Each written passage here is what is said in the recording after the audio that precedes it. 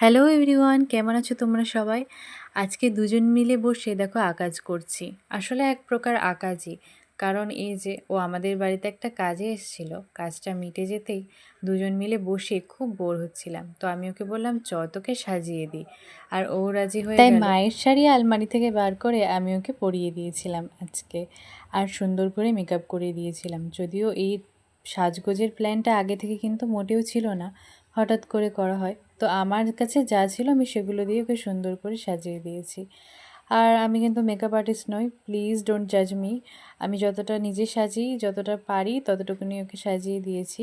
আসলে দুইজন এক জায়গায় থাকলে না মাথায় এইসবই আকাজের ভূত চাপে।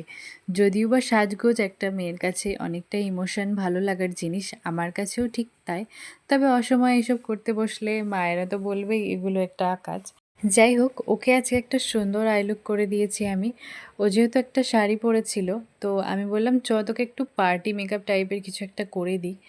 আর তো ওকে একটা অনেকটা ব্ল্যাক আর একটা সুন্দর গোল্ডেন শিমার কালার দিয়ে সুন্দর করে একটা আই লুক করে দিয়েছিলাম। ও যেহেতু একটা আল্ট্রামেরিন ব্লু কালারের শাড়ি পরেছিল, আই গেস এই আই লুকটা ওর সাথে ভালোই যাচ্ছে। আর আমার ফোনের ক্যামেরা যেহেতু খুব একটা ভালো নয় আর লাইটসও কম ছিল, তার জন্য হয়তো মেকআপটা একটু কেকি লাগতে পারে ক্যামেরাতে, কিন্তু সামনাসামনি বেশ সুন্দর লাগছিল। আর ওর চুলটাকে আমি ক্রিম্প করে একটা খোপা করে দিয়েছিলাম। ফাইনাল লুক কেমন লাগছে তোমরা কিন্তু অবশ্যই কমেন্টে জানিও।